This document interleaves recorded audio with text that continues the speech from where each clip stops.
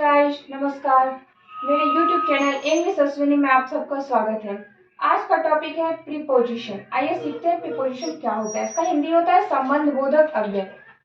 Preposition क्या होता है? A preposition is a word placed before a noun और a pronoun to show its relation to same other words in a sentence. Preposition एक ऐसा word है जो कि नाउन और प्रोनाउन से पहले लगता है, बिफोर लगता है, और ये शो करता है रिलेशन, नाउन या प्रोनाउन का रिलेशन शो करता है ये सेंटेंस में जो अदर वर्ड होता है, सेंटेंस में जो अदर वर्ड होता है उसके साथ की नाउन या प्रोनाउन का क्या रिलेशन है। देखिए बहुत सारे प्रीपोजिशन है, on, in, at, into, to, under, with, over, after, और भी बहुत सारे प्रीपोजिशन है। मैं यहाँ पे कुछ ही कवर कर पाई हूँ। तो देखिए आप लोग कंफ्यूज करते हैं कि ऑन का यूज कहाँ पे किया जाए, इन का यूज कहाँ पर किया जाए, और तो इसी तरह की जो है आज इस वीडियो में आप लोग ऑन, इन, एट, मतलब कोई भी प्रीपोजिशन में जो भी कंफ्यूजन होता है आप लोगों को कि इसका यूज कहाँ पे करना चाहिए, वो डाउट क्लियर हो जाएगा। तो आइए देखते हैं ऑन। ऑन का हिंदी होता है पर या ऊपर, ठीक है। इसका यूज हम लोग सतह को टच करते हुए जो भी चीज पर या ऊपर रखा होगा, किसी भी चीज के ऊपर रखा होगा, उसमें हम लोग ऑन का यूज करते हैं। जैसे देखिए the book is on the table, book जो है वो टेबल के ऊपर रखा हुआ है। अब यहाँ पे मैं लिखी हूँ कि सतह को टच करते हुए।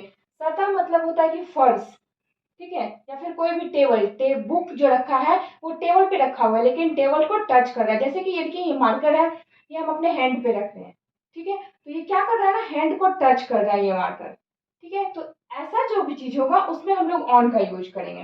कोई भी चीज, जैसे कि बुक, बुक कहाँ रखा है, टेबल के ऊपर, या अगर वो बेंच के ऊपर रखा रहता तो the book is on the bench, कहीं भी रखा होना चाहिए लेकिन वो टच होना चाहिए। जैसे टेबल, तो टेबल में टच होना चाहिए बुक। जैसे कि pen, the pen is on the table, pen जो है वो टेबल पे रखा होना चाहिए, इस तरह इस पोजिशन में रखा होना चाहिए कि वो टच कर सके। तो ऐसी परिस्थिति में हम लोग ऑन का यूज करते हैं। अब देखिए एबव, एबव मतलब भी होता है ऊपर, ऑन मतलब भी होता है ऊपर, और एबव मतलब भी होता है ऊपर, लेकिन दोनों का यूज कहाँ करना चाहिए ये चीज आप सीखेंगे। एबव मतलब होता है ऊपर, मतलब सतह को टच ना करते हुए। ऑन का यूज हम लोग कब करेंगे, जब वो सतह को टच करता हो, लेकिन एबव का यूज कब करेंगे, जब वो सतह को टच ना करता हो। जैसे the clock is above the table, clock जो है वो टेबल के ऊपर रखा हुआ है। ये देखिए ये टेबल है और यहाँ एक क्लॉक है, ठीक है, ये टेबल के ऊपर रखा हुआ है लेकिन इसको टच नहीं कर रहा है। तो ऐसे सिचुएशन में हम लोग एबव का यूज करेंगे। The clock is above the table, लेकिन यही क्लॉक अगर टेबल को टच करते हुए यहाँ रखा रहे तब हम लोग इसमें ऑन का यूज करेंगे। आप लोग फर्क देख लिए दोनों में कि जब टच करता रहे तब हम लोग ऑन का यूज करेंगे और जब टच ना करे तो हम लोग एबव का यूज करेंगे। अब देखते हैं इन। इन मतलब होता है में, इन closed space, he is in the room, वह रूम में है। देखिए जैसे कि ये एक रूम है और वो रूम के अंदर है कोई, ठीक है, जैसे कि मैं रूम के अंदर हूँ तो I am in the room, मैं रूम में हूँ, रूम के अंदर हूँ। अब देखिए एट, एट मतलब भी होता है में, इन मतलब भी में, एट मतलब भी में, मतलब लोकेशन ऑफ पॉइंट, मतलब रूम में। अब देखिए आपके घर में बहुत सारे जगह होते हैं, बालकोनी होता है, गार्डन होता है, हॉल होता है, किचन होता है, बहुत सारे रूम होते हैं। तो अगर मैं बोलूँ कि I am in the kitchen, मैं किचन में हूँ, तो उसमें हम लोग इन मतलब किचन में होना। और जैसे कि देखिए he is in the room, वह रूम में है, he is at the garden, वह गार्डन में। रूम मतलब मेरा जो हाउस है उसी का एक पार्ट है गार्डन, तो वो क्या हो जाएगा, गार्डन में एट आ जाएगा, और इन जो है वो प्रॉपर अगर रूम में है तो इन आ जाएगा, ठीक है। अब देखिए in front of, in front of मतलब होता है सामने। My teddy is in front of the bed, मेरा टेडी जो है वो बेड के सामने रखा हुआ है, एकदम सामने, ठीक है। अब देखिए बिहाइंड, बिहाइंड मतलब होता है पीछे, ठीक है, पीछे। अब देखिए इसका, my teddy bear is behind the bed, मेरा टेडी बियर बेड के पीछे है। जैसे कि ये मेरा हैंड है, ठीक है, और ये हैंड के पीछे अगर मार्कर रखा हुआ है तो ये क्या हो गया, बिहाइंड लग जाएगा, ठीक है। Marker is behind the hand, ठीक है। और अगर इसके सामने रखा हुआ है, इन फ्रंट ऑफ रखा हुआ है, तो my marker is in front of my hand, ये हो सकता है, मतलब मार्कर जो है वो मेरे हैंड के सामने रखा हुआ है। अब देखिए अंडर, अंडर मतलब होता है नीचे। जैसे कि कोई बॉक्स है, ठीक है, ये बॉक्स है और अगर इसके नीचे रखा हुआ है बॉल, तो the ball is under the box, ball जो है वो बॉक्स के अंदर है, मतलब नीचे है। मतलब इस बॉल जो है वो बॉक्स के नीचे है, मतलब ढका हुआ है बॉल बॉक्स से, पूरा कवर्ड है। हम लोग अगर ऊपर से देखेंगे तो हम लोग को बॉक्स दिखेगा, बॉल नहीं दिखेगा। ठीक है। The cat is under the table, cat जो है वो टेबल के नीचे है। जैसे ये टेबल है और ये टेबल है और ये कैट है, तो कैट जो है वो टेबल के नीचे है। अब देखिए बिलो, बिलो मतलब भी होता है नीचे, अंडर मतलब भी होता है नीचे, सेम। तो the cat is below the table, cat भी, the cat is below the table. ऐसे में क्या होता है ना कि नीचे, मतलब हाँ नीचे है लेकिन प्रॉपरली पूरे तरह से ढका हुआ नहीं है। जिस तरह की ये बॉल जो है वो बॉक्स से पूरी तरह ढका हुआ है, तब हम लोग इसका यूज अंडर में करेंगे। The ball is under the box, ये सेंटेंस यूज करेंगे। लेकिन वही बॉल बहुत बड़ा बॉक्स है, ठीक है, बहुत बड़ा बॉक्स है। बॉल जो है वो मतलब बॉक्स ऊपर रखा हुआ है, बॉल कहीं भी रखा हुआ है, उससे ढका हुआ नहीं है, तो ऐसे सिचुएशन में हमें बिलो यूज करेंगे। ठीक है। The cat is below the table, मतलब टेबल से कैट ढक नहीं रहा है, कहीं और है, टेबल बहुत ऊपर रखा है और कैट उसके नीचे है। और जब ढकता है पूरी तरह से कैट, तब the cat is under the table हो जाएगा। नियर, नियर मतलब होता है नजदीक या पास।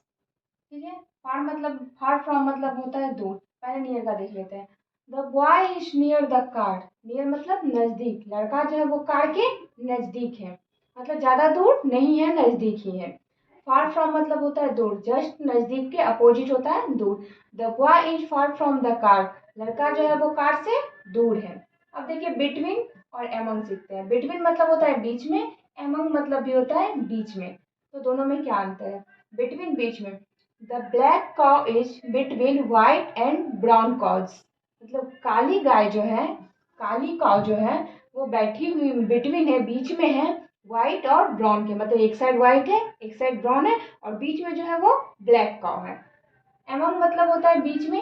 आई एम सीटिंग एमंग बॉक्सेज, मतलब मैं बैठी हुई बहुत सारा बॉक्सेज के बीच में। क्या होता है ना, बिटवीन का यूज दो या दो की चीज में हम लोग बिटवीन का यूज करते हैं। जब दो के बीच में तीसरा कोई बैठा है तो उसमें हम लोग बिटवीन का यूज करते हैं, और जब बहुत सारे चीज के बीच में बैठे हुए हैं तो उसमें हम लोग एमंग का यूज करते हैं। दोनों का मतलब होता है बीच में, लेकिन फर्क यही है कि जब दो चीज के बीच में कोई हो तो उसमें हम लोग तीसरा यूज करते हैं, तो बिटवीन होता है। और बहुत सारे चीजों के बीच में जब हम लोग बैठे रहते हैं या फिर कोई भी चीज रखा होता है तो उसमें हम लोग एमंग का यूज करते हैं। अब देखते हैं अलोंग, अलोंग मतलब होता है सीधे, सीधे एकदम straight. They are walking along the road, वे लोग वॉकिंग कर रहे हैं अलोंग द रोड, रोड के सीधे सीधे, मतलब सीधे स्ट्रेट चल रहे हैं। ठीक है। अराउंड मतलब होता है घूम कर, जैसे बोलते हैं अराउंड मतलब घूम कर। जैसे कि देखिए यहाँ से यहाँ अगर डिस्टेंस तय करना है, यहाँ से हम लोग को यहाँ जाना है, यहाँ देखिए एक आदमी यहाँ है और ये यहाँ कोई ये है प्लांट है, ठीक है। इसको अगर यहाँ जाना है तो वो सीधे अगर गया, डायरेक्ट सीधे गया, तो उसमें हम लोग अलोंग का यूज करेंगे। और वही यही आदमी है यहाँ जाने के लिए इधर से ऐसे ऐसे करके यहाँ पहुंचा है, तब उसमें हम लोग अराउंड का यूज करेंगे। अराउंड मतलब घूम कर और अराउंड मतलब सीधे। They are walking along the road, वे लोग वॉकिंग कर रहे हैं अलोंग द रोड, रोड के सीधे सीधे जा रहे हैं। They are walking along the park, they are walking around the park, वे लोग पार्क के अराउंड वॉक कर रहे हैं, मतलब उसके चारों तरफ घूमकर वॉक कर रहे हैं। ठीक है। अप मतलब होता है ऊपर, डाउन मतलब होता है नीचे। I am going up the stairs मतलब मैं सीढ़ी से ऊपर जा रही हूँ, ऊपर जा रही हूँ, अप द स्टेयर्स। ठीक है। और नीचे आ रही हूँ, I am going down the stairs, मैं सीढ़ी से नीचे जा रही हूँ। मतलब अगर सीढ़ी पे हम लोग ऊपर चढ़ रहे हैं तो वो अप हो गया, और अगर नीचे उतर रहे हैं तो डाउन हो गया। आज के लिए इतना ही, और भी बहुत सारे प्रिपोजिशन हैं, मैं इतना कवर पाई हूँ। तो मेरे वीडियो को लाइक से और सब्सक्राइब करना ना भूलें, साथ ही बेल आइकन को भी प्रेस कर दीजिए ताकि आने वाले वीडियो का नोटिफिकेशन जल्दी से आपको मिल जाए। Thank you.